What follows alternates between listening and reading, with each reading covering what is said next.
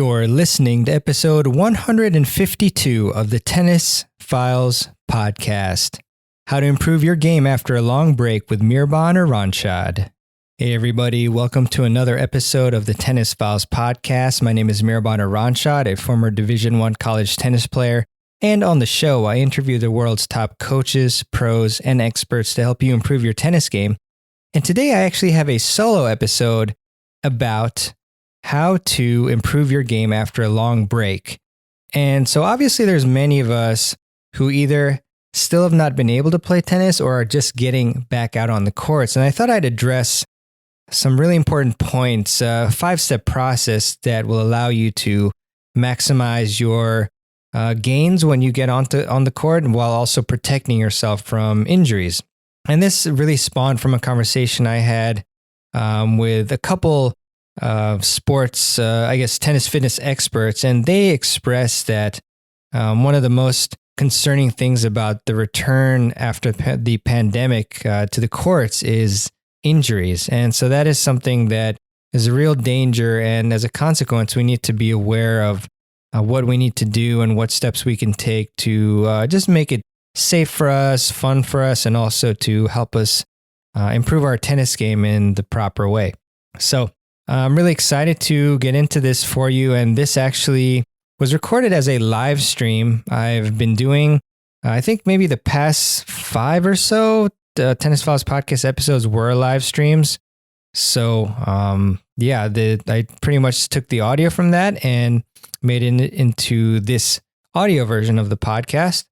And I really do hope that you enjoy it. I really enjoyed getting some really nice feedback from people after I recorded the show. And shout out to David, Aaron, Dick, Samantha, Gene, everybody who was on the live stream. So a lot of you. But really hope that you enjoy this one and get a lot out of it. So without further ado, I will introduce you to the episode. Welcome to this live stream.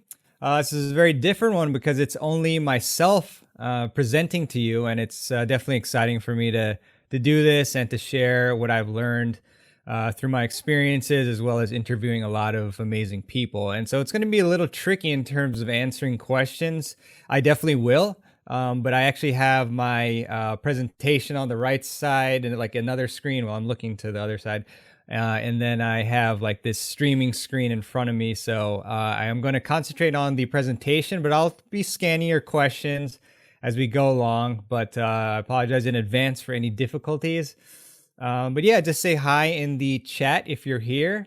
And as you can see, which I'm going to now make it full screen, is a presentation subject, which is how to get back on the court and start improving your game again. Let's see which views look good here. This looks okay for now, but I might make it full screen just so it's easier for everybody to see. All right, so again, how to get back out on the court and start improving. So we get to the first slide here. The objectives for today, which these are what I'm going to be reviewing for you all today to help you out, is setting your expectations first off. Prioritizing your health and your fitness, extremely important, as we'll get to soon. And then we'll go to goal setting and planning, on-court training, what you should be actually doing on the court, and then observing safety protocols. And hey to David and Tom and Gene. Appreciate you all coming on, and looking forward to everybody learning from this session. So, all right, lesson number 1 is setting your expectations. And this is really important because I've played with people, actually even one of my good friends who we've been out on the court before, and he hasn't played in many weeks, and then he gets upset with himself. And I tell him, I say, you can't really expect to play amazing if you haven't been able to practice, for weeks or months, and in many cases for us with what's going on here. So again, not playing at all for a while means your level is naturally going to decrease. You have to be some sort of superhuman tennis player for that to not be the case. So you first have to, set your mindset to say, hey, I accept that I'm not going to necessarily be able to play my best. And that will right away alleviate a lot of pressure, a lot of tension, and now allow you to focus on improving yourself rather than getting pissed off at yourself for making mistakes that, is totally normal, even under consistent practice conditions, but you're just coming back and you're going to be rusty for sure. And it's kind of the same point, but your timing, your game speed, your rhythm, all this needs consistent practice to stay at a high level. I remember actually a huge mistake during college, between my first and second years of playing college tennis. In college, of course, I took a big break right before we returned for the winter season. No, I'm sorry, right before we returned for the spring season. And then we had challenge matches the very first day that we got back. And my heart just sank when I heard that. And so I had been out of practice and I played my friend Leaf and I lost pretty badly. And the game speed was just so weird for me. And we were playing indoors that particular day.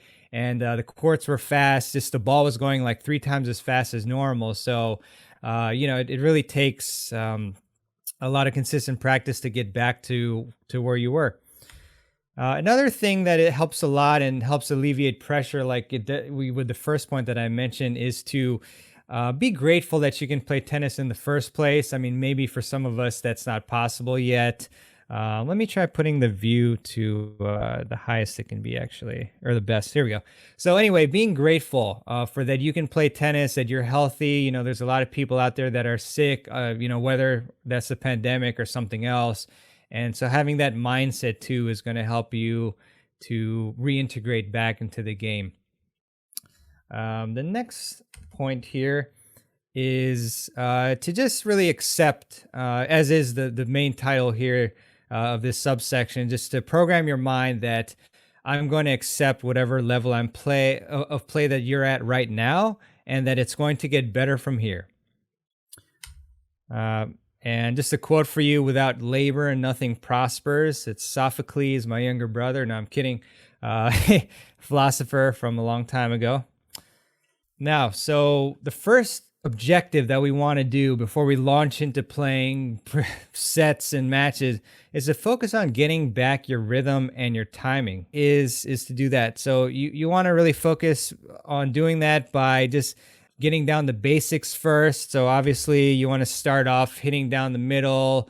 And if you watch a lot of the tennis pros, if Federer, Nadal, anybody, when they step out on the court, they're playing at like a quarter speed, maybe 1/3 speed, just to get their body acclimated. And this is something that's extremely important to take note of, because and I'll talk about this a little bit later, we're really at a big risk of injuries. So if we get out on the court after not playing for a long time, or even if we've hit once or twice, but our body isn't acclimated yet to higher intensity play, then we're going to be at a huge risk of injuries. So you just want to start by hitting down the middle and then gradually speeding up from there. And I'll have more, like I said, on the injury point as well. And then from hitting down the middle, you want to get to cross courts and then recovering to the middle, just very basic things, basic patterns of play.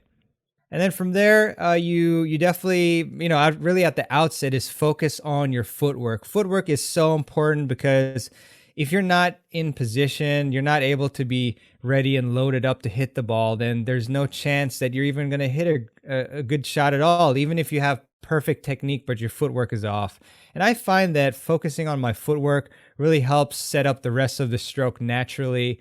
And so you really want to focus on your footwork for sure.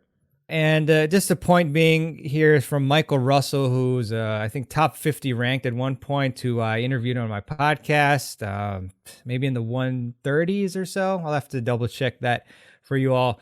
But his quote is, if you work on your footwork and your spacing is good, it's much easier to hit the ball. It's not always just about technique. And another point, too, on footwork is I find it's kind of out of the scope of this, but during matches, when I get nervous, I find that focusing on my footwork is the number one key to getting me to play properly again and not being nervous. So section 3 here is to reevaluate and reset your expectations after each session. And what I find really helps is to journal. So after I play, let's say this is after the very first session, you want to write down how you felt after playing. And you can use anything from a yellow notepad to a practice journal from functional tennis, which you can check out at tennisfiles.com/, I think it's journal. I'll have to double check that actually. But so write down how you felt. And, there's obviously details here of what you want to write down. So you want to note how you felt mentally, first of all. You want to note how you played, what worked that day and what didn't, and to include as much detail as you can, the more the better. And then going from there, you can make a plan to work on your game based on that information above. It's really, really key to reflect on your game. I recommend after each session, but I understand for those of you, especially who don't have that habit down, you can just go with weekly if that's easier for you, or some other sort of time delineation. But really, just noting what you're feeling after your sessions goes a long way towards your progress. Self-reflection is really key. And regarding expectations, quote from Bruce Lee: "I'm not in this world to live up to your expectation, and you're not in this world to live up to mine." That's really a great quote here. And I wrote some notes down about it, which is basically Bruce is saying not to worry about people's expectations of you or your game, relative to tennis. And so you want to just set your own expectations and set out to achieve them. So, when you get out there on the court, don't worry about, what other people may think about you as far as, oh, this person, my game has gone down or whatever. You just have to kind of keep reevaluating and then resetting your goals, your weekly goals, and your short-term goals, etc. All right, next slide, or next lesson actually. Prioritize your fitness and health. So as I alluded to previously, we are at a huge risk of injury right now. It is really key that we take care of our fitness and our health. And this starts with performing a dynamic warm-up every single time before you play. This is especially huge at this point. And so, as I mentioned, injury is the number one concern among top tennis experts who I've talked to. I've talked to many of them, but including Dr. Mark Kovacs that comes to mind. Because think about it, your body hasn't been used to playing tennis, and then all of a sudden you're going to go out there and then shock your system and play tennis. So what you want to do is you want to perform this dynamic warm-up, which has two primary objectives. There's obviously a lot of sub objectives, I guess, if you will, but primarily it will prime your muscles to function optimally. And I see Dr. Chandre calling me right now. Another great resource. I've got to call him back. But anyway, dynamic warm-up, it primes the muscles to function optimally, and it prevents injuries. And even just 10 minutes before playing can prevent, like 10 months being out from injury. And I just, said 10 with 10 just because it's kind of, the alliteration is nice. But it's really key for you to implement this dynamic warm-up before you play. And some examples of this are knee hugs, lunges, monster walks, shadow swings, even like a light jogging. All these things are going to really be very helpful for you to warm up your body properly and prime your muscle for performing well. So subsection 2 here is schedule and stick to a workout plan. And I can't tell you how important this is. It's going to go a long way towards getting your body ready. I really hope that you have actually been working out during this, this stay-at-home juncture, because if not, then your body, like I said, is going to be especially in for a real shock. I mean, even myself I actually work out every single day. We'll go into this a bit more, but I rotate between lower body workouts, upper body workouts, stretching for my mobility and flexibility, and also sprints and lateral movements. It's really important. So, but that being said, I don't want you to get too hung up on the exact, exercises and types of workouts for yourself, because the thing is, the more complex you make something, the less likely you're going to be to stick with it. And in talking with fitness experts as well, I just love the area of tennis fitness, because if you're not fit and you don't concentrate on your fitness, then you're going to have to make time for the physio table, which I believe is what Alistair McCaw told me one time. So it's really most important that you be consistent with your workouts. So create some sort of workout that is something that you can do consistently, and then reevaluate from there again how it works out for you. And obviously you don't reevaluate how your workouts are doing for you after 2 days. You've got to give it some time. But consistency is key here. We don't want you to try a couple times and then quit. And as I mentioned, focus a large chunk of your workouts on mobility and flexibility. I interviewed Mike Boyle, a huge expert in the realm of tennis fitness, and he said that you want to actually focus on, he said that you've got to focus on as much as 1% of your fitness training on your mobility, because we lose that as we age. So say if you're like 30 years old, rough estimate is 30% of your fitness training should be on mobility. Thankfully, I'm able to get this, or I was able to get the presentation back. That's great. And so, of course, working on your fitness will help you withstand the rigors of tennis and to perform better on court. And we do want to focus on the outset on general strength first, and then specific tennis exercises, because in talking with all these amazing tennis fitness experts, I'm just going to shout them out. I mentioned Dr. Sean Drake and Dr. Mark Kovacs, also Dominic King, and so many others, Dean Hollingworth, etc., Neeru Jayanthi. They talk about how strength is a building block of other, I guess, characteristics such as power and speed and explosivity. So you always want to start with strength first, because it's also going to help you just in general be healthier and be able to withstand more jolts and things like that on the court. Now think about all the stopping and starting that you're doing. And then one huge key is that you don't even need really any equipment almost to get a great workout going. And I made a list here for you all that, I have it on my notes here. I mean, the equipment that I use is really minimal during this time. Obviously, I don't have like a squat rack with me or anything. Some people do, but I don't. So I use mainly an exercise mat, a couple exercise bands, a jump rope. I personally have a perfect push-up type of apparatus, but you don't even need that. It's just kind of more comfortable for my wrists. I use a foam roller on occasion to foam roll for myofascial release. And then I have a medicine ball that I use sometimes. But as you can see, extremely simple. It's really great. So yeah. And if you want a workout plan, just let me know in the chat. I'm curious to see who is excited about tennis fitness and realizes how important it is. Next, recovery and nutrition are critical. And, some of these points, of course, you may already know, but I mean, it's really important to reiterate these things. So, but especially important is because, as we mentioned, you won't be as fit as you normally were, before, like pre-COVID, pre-pandemic. So, in this case, your proper hydration and carbohydrates are even more crucial than before.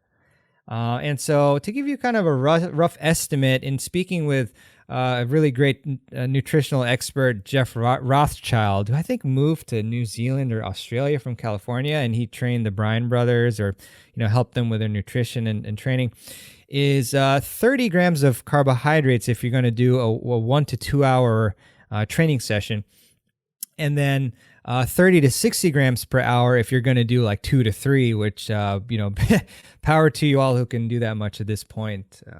It's few and far between, I would say. But yeah, and so with that, static stretching after playing is really crucial to reduce soreness, but also maintain your flexibility, which I should have written that too. It's just really crucial, like your flexibility and your mobility is really going to directly impact you. Because I remember for a long time, I never stretched and I never even knew what mobility meant. And every day after I played tennis, I would just be so sore and my hips would be hurting so much. And I felt like I couldn't even stretch out for balls. And after matches, believe it or not, I was limping back, from my car to the elevator. And it was just brutal. So, and a big reason for that was I was not stretching, I wasn't recovering properly, I wasn't sleeping enough. So, recovery and nutrition are going to be extremely critical, especially as you're returning to tennis, and it's going to be more of a jolt on the body as usual. And as I mentioned, you want to replenish the body with sufficiently high quality calories. If I've noticed too, if I've played a match and then I haven't eaten sufficient calories, like actually what will happen, especially it's rough with the USA leagues, because a lot of times, and I actually help but with them. I'm the vice president of the Montgomery County Tennis Association, and the chair of the leagues. But unfortunately, we have to schedule, or at least pre-COVID, matches around like 9 p.m. or so sometimes. And so I'd play matches at 9 till 11, frequently go to third set super tiebreaker, come home and it's already late. And then if I were to go to bed, and I've done this a few times without replenishing my calories, I would either wake up in the morning, being like 1 a.m., extremely hungry and feeling horrible, or B, waking up at my normal time, actually later, because of the late match, but also feeling equally horrible and really sore because I did not give my body enough calories to replenish. And then with that, you've got to build in enough sleep, and this will vary from person to person, varies depending on age, but you have to kind of figure out what works for you. And I remember they did a study on a college basketball team. I'm sure they've done it on many teams, but they did studies on this particular team, and they found that by increasing the sleep by, I think it was 8 hours or maybe 9 hours, across the board, the statistics all went up. So just amazing what you can do with just an hour extra of sleep, just eliminating electronics after a certain period of time, like 10 or 11 o'clock, which has been very difficult for me. But you just have to stay disciplined and realize, A, the negative effects if you don't sleep enough, and then B, how great you're going to feel if you sleep enough. So combine those two and you will be able to push yourself to be more disciplined. Lesson 3 in this 5-part lesson here, plus a nice bonus later on, is to set goals and to plan properly. This is so important, really. And you have an opportunity to start fresh here with your training and your goal setting, etc. So you want to start really having this mindset of starting to train like a champion. I know there's a lot of us out there, and I am guilty of this too, where we have these practice sessions and, we're very lackadaisical and, just we relax. We don't really put in the effort. And then all of a sudden, when you're in a tournament or a USCA League match, you're freezing under pressure. And I'm not saying that doesn't happen even if you play intensely, but our level of play will go down quite a bit in match play if we're not playing with intensity during our practices. So you really want to start by making that commitment to get the most out of your training and to remind yourself of this every single time. Otherwise, you're going to forget and the commitment is gone. And really powerfully is you want to remember your whys. And remembering your whys will give you a long-term fuel and a purpose to keep training hard. So I wrote down some of my whys here as I transition myself to some of my notes here.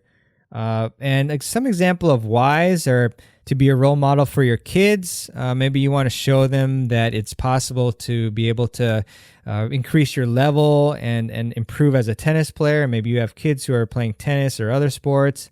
Another big one is to not have regrets later in life about your untapped potential. I hear it from a lot of players who say, oh yeah, I could have been a pro. I could have been this. I could have been that. But are you really happy with yourself? And, you don't want to be at the end of your tennis career, and then thinking to yourself, wow, if I just put in some more hours, some more time, I could have gotten a college scholarship. I could have gotten to a 5.0. Now my body can't get me there, things like that.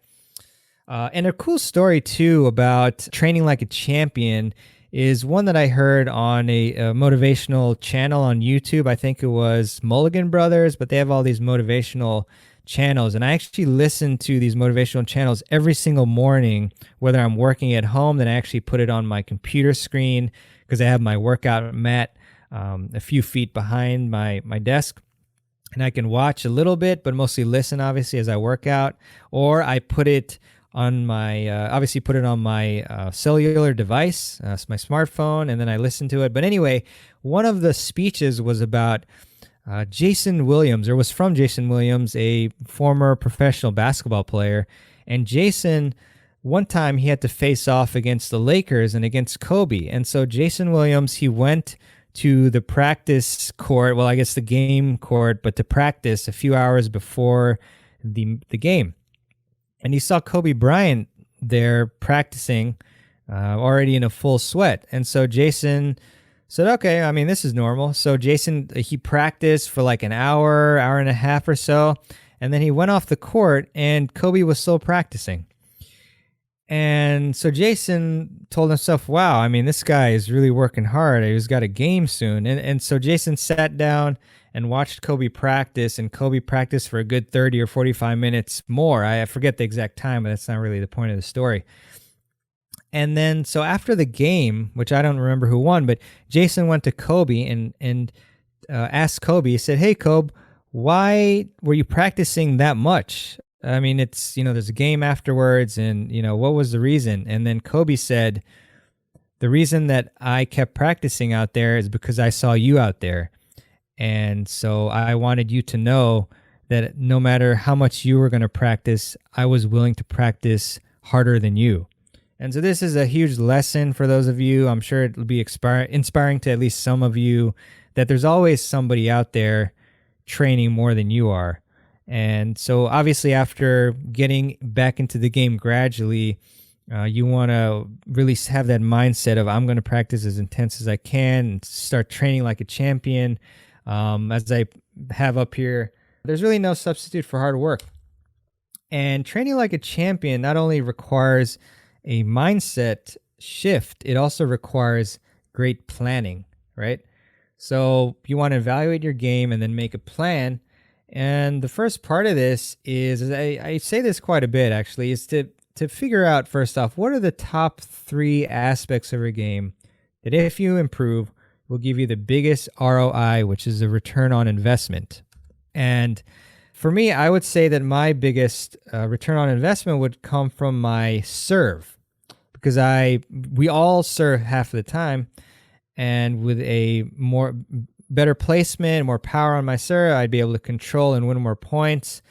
But another one for me, and these are just to jog your mind on what possible areas you can improve, although it's very personal to you, of course. Second is my mobility, so that I can get to more balls and feel better on the court. That is, again, I've always had these little issues with like my hips and flexibility, mobility problems. So, I've been fortunate that they haven't been terrible so that I can't play, but I do feel them. And as we age, as I mentioned, we have more mobility issues. My third point that would give me the biggest return on investment would be my footwork and my movement. As I mentioned as well, I think everything stems from your footwork and your movement. And if we have a pro like Michael Russell saying that, then I think I'll take it. So let's see here. Then after thinking about the top 3 aspects, you have to try to figure out and plan, how are you going to attack this? How am I going to actually improve on this part of my game? You can't just say, okay, I'm going to improve my serve, and then that's it, right? You need to plan. Failing to plan is planning to fail, which is a quote by Alan Lakin. So how do you improve your serve, for example? Just to take my personal thing that I need to improve on, I'll schedule 3 days a week. I'll record my serve technique. I'll watch the video after each session. I'll identify what areas of my tennis serve need to improve. And then I'll just go from the beginning to the end, figure out, okay, which part is the problem. Oh, I see that my toss is off here. What do I need to change? And then once you get that to be second nature, that your toss is on point, then you go to the next phase and the next phase. Maybe the racket drop is not doing so well, so then you work on that. You figure out drills, techniques, you listen to podcasts, you watch YouTube videos, you join Tennis Files membership, whatever, and then you figure it all out. And yeah, so that's an example of planning and setting up the time for yourself. And let's see, next point. Right now your competition is training. And then as I alluded to, you want to schedule this time. And what I like to do is I like to set recurring days and times, blocks of time in my calendar. And so there's many different tools you can use. I like to use Google Calendar a lot. If you guys and girls follow me on Instagram, which you can check me out at instagram.com/tennis.files, so like tennis period files. Sometimes I post my calendar and it's usually filled up, and I like to fill it up as much as I can so that I have things to do, even my breaks. Of course, I schedule breaks. So Google Calendar, you can use a wall calendar. Let's go to Amazon or wherever and order it, or Staples. You can use a progress planner, which I also use, which I like a lot, and has a calendar inside and daily places to write your schedule. You can even use a yellow notebook and just write it freehand. And really, most importantly, we talk about consistency, right? Do not let anything distract you from sticking to your training sessions. We all hit these points where it's a fork in the road, right? You have the choice of, I can choose to stick to my practice session, stick to my gym session, my fitness, or I can succumb to my temporary pleasure and eat a bowl of ice cream, or I can just go watch some YouTube and then do it the next day. But when you do that, each time you do that, you take another turn down the wrong road, and then pretty soon, several things happen. I know for me, whenever I make a suboptimal choice, the wrong choice, then even though I end up feeling good in the short term, I end up feeling bad about my failed choice, and then it kind of, sometimes it can steamroll. And so it's okay. Everybody is gonna at one point or another, for whatever reason, not stick to their appointment or session. Sometimes there's an emergency or whatever, but the really key is to not make the same mistake twice. So get back on your horse and stick to your schedule. And you can't get anywhere without consistency. And sometimes you don't even know when you're going to break through. For example, with your fitness training, maybe you've been working at it for many, many weeks and you don't feel an improvement, but all of a sudden, you have to, if you stop, you never know. You might have been one more session away from an explosion in power that you could feel in your body, but because you quit, then you would never get there.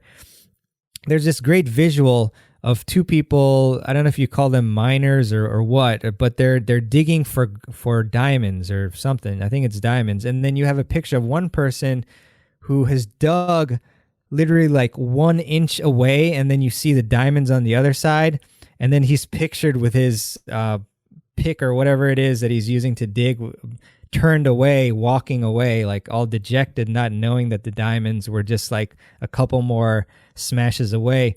And then you have somebody else, of course, who's continuing to dig towards their goal. So yeah, just a great, powerful thought and visual there. And then I have this quote again: "A man without a purpose is like a ship without a rudder." I can't remember who said that actually, but you can Google it. All right. Oh, Thomas Carlyle. There we go. Sweet. And this is just a picture of my Google Calendar. I have a lot of things on here, obviously. All right. What to do, and I usually fill this up more. I think this is an old picture, but lesson 4, what to do on court. So you're probably wondering, what exactly should I be doing? There's a lot of choices, obviously, but I'm just going to list some that you can do. But obviously, as you first begin to get on the court, you just want to start after you're hitting down the middle of the court here to get your rhythm and your timing and warming up. Then you want to start with just basic patterns and some drills. You don't want to launch into a practice set because A, you shouldn't be going at it full steam because you're just getting back out on the court for a lot of you. And then B, if you do that, then you're going to get injured probably. I mean, there's a big chance. So anyways, basic stuff, cross courts and recover as you would during matches. You can do cross court down the line. So if you're playing singles, you hit cross court and your partner hits down the line. I love this drill. It's so good for movement and change of direction for the person hitting down the line. Well, actually, for both, sorry. And then you want to practice some one up, one back. So, so this basically means one person volleying, one person at the baseline, hitting down the line and cross court.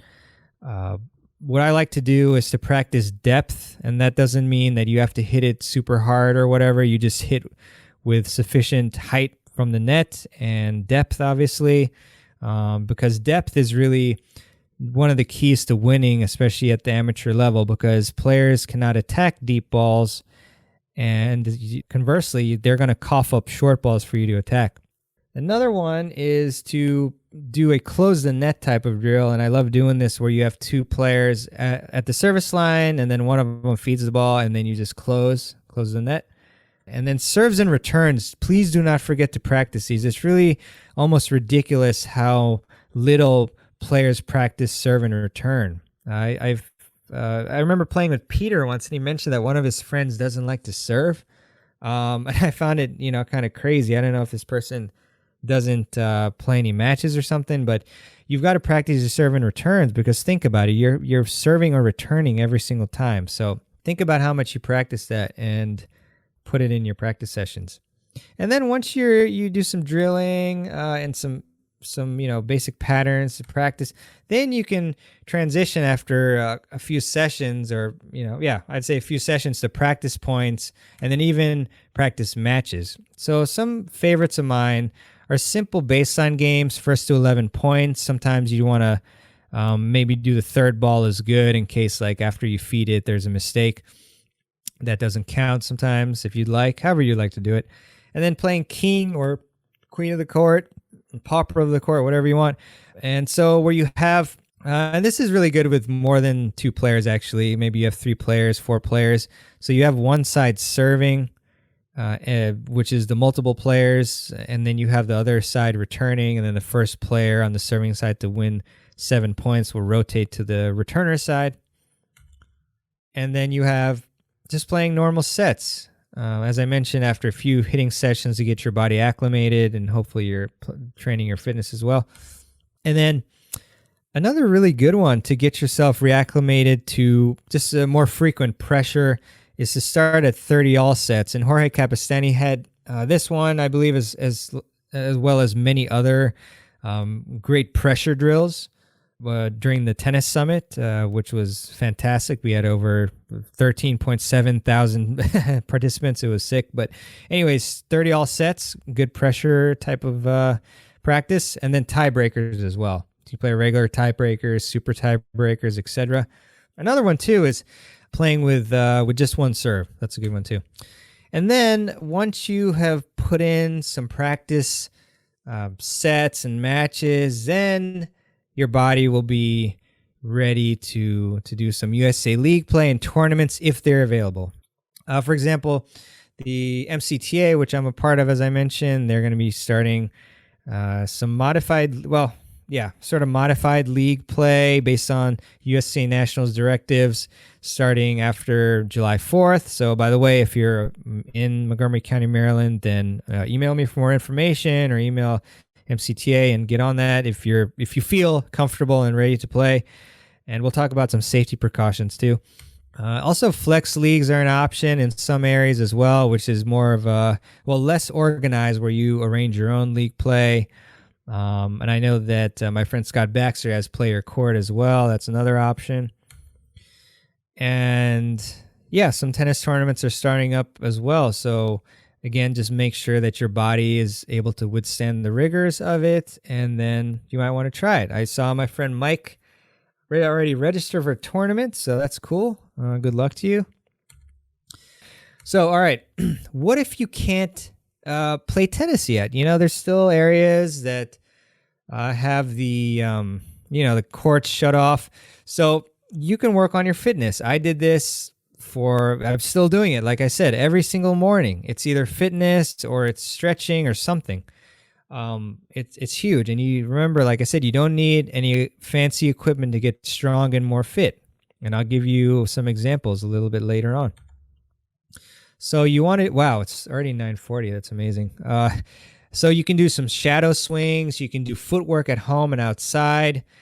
These types of things are really great. And as I remember talking with my friend Peter Freeman from Crunch Time Coaching, in many ways, the best thing is for you to not be able to play tennis, because then you can focus on technical deficiencies and work on integrating the proper motor patterns into your strokes. So shadow swings are really highly underrated, and footwork as well. Another thing you can do is study strategy. It's fantastic. What I like to do is to either watch other people's matches or even professional player matches, Challenger Tour, whatever, and even put the sound off.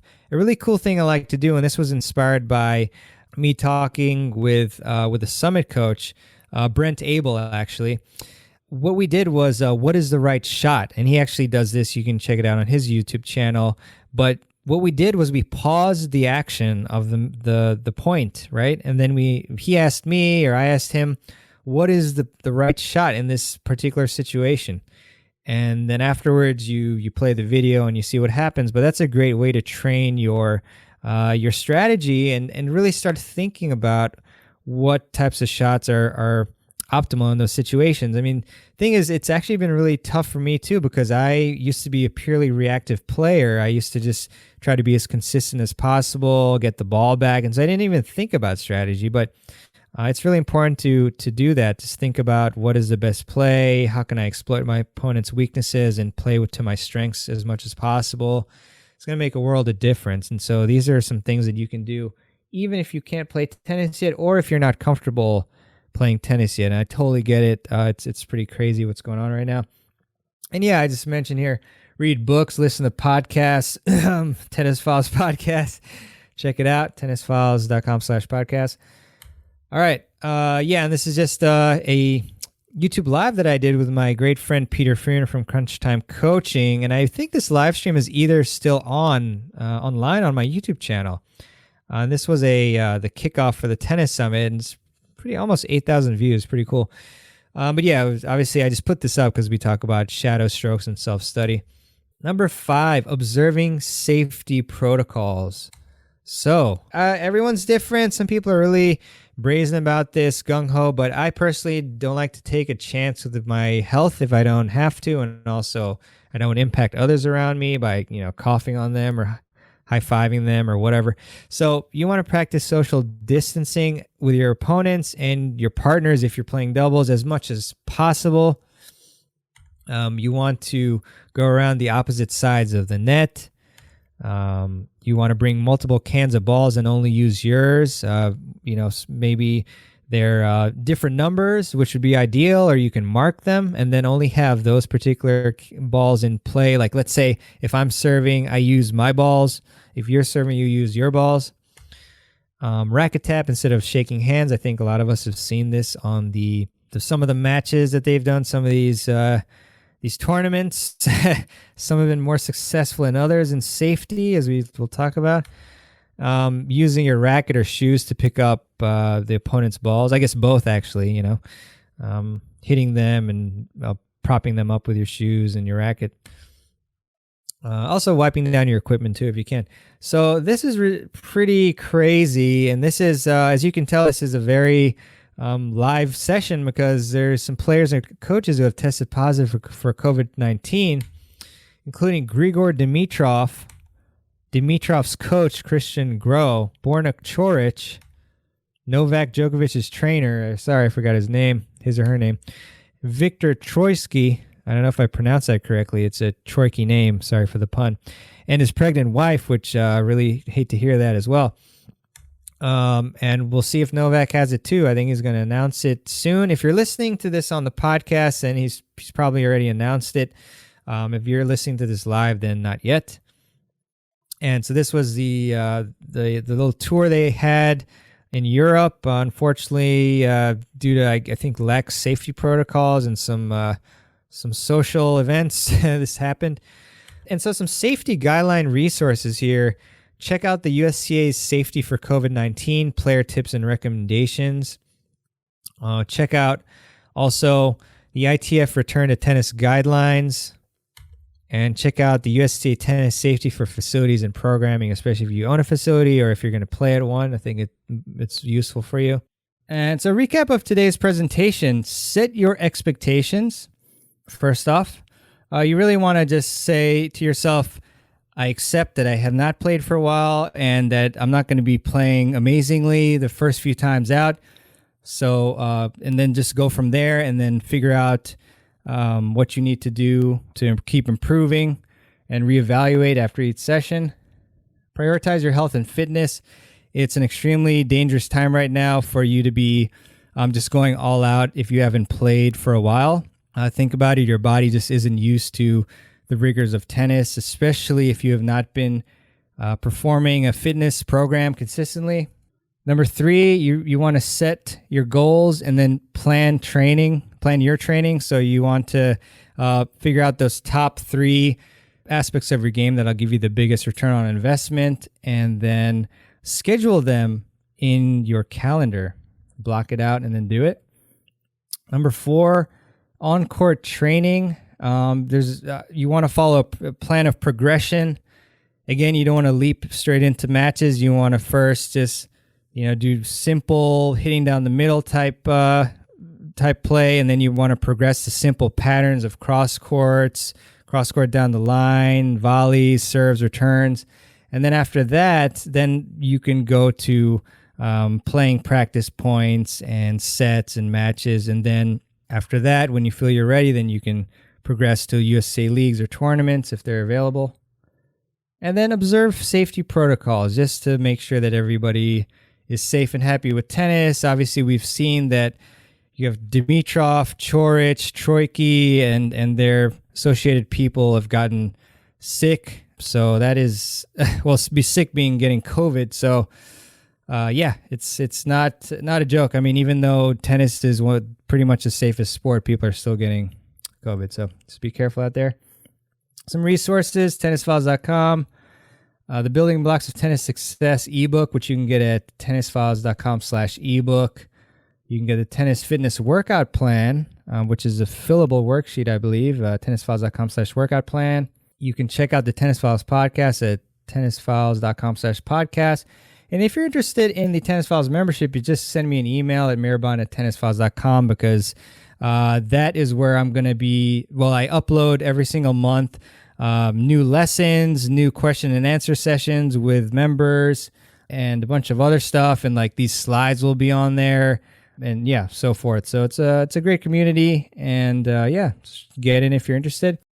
All right, I really hope you enjoyed this episode of the Tennis Files podcast on how to return to the courts and improve your game.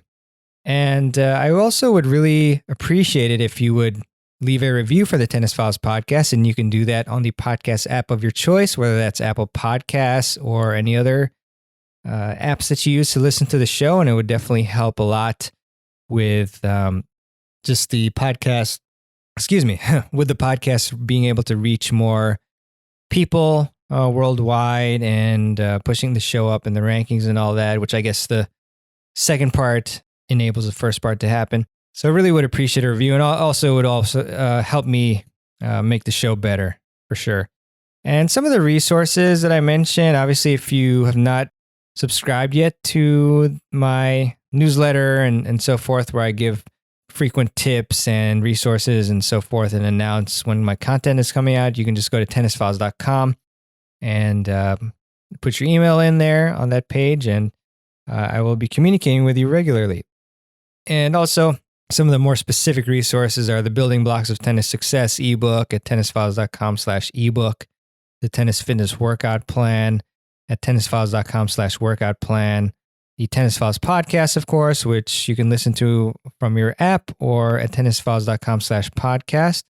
And lastly, the Tennis Files membership. If you're interested, email me at Mehrban at tennisfiles.com. That's MEHRBAN at tennisfiles.com to check that out or to learn more about it. And yeah, that is pretty much it, except for I will leave you with a quote, as I often love to do at the end of the show. And this one is by Bill Nye. And Bill said, "Everyone you will ever meet knows something you don't." I think that's a great quote to highlight that you have to keep an open mind. And it's really great to meet people and learn from them. Of course, for your tennis game, the more that you talk tennis to people, you'll really find different psychologies and viewpoints, and whether you can use that to know how other opponents are thinking or to integrate it into your own thinking. It'll be very useful. All right. Well, thanks again for listening. I really did enjoy doing this solo episode. And I think that was actually the first solo live stream I've ever done, or maybe, yeah, I think it was. So it was really, really cool to do that and to have it be well received by a lot of you. Again, I really appreciate the support. You all are very kind. I'm sure if I was in some other field, I'd get some more, crazy messages, but I don't know. I mean, I guess I didn't do anything too crazy on the episode except to try to educate you about the proper way to approach coming back to the game. So I wish you all well. I wish you all great health. And thanks again for listening. And I will see you on the next episode of the Tennis Files podcast. Take care, everyone.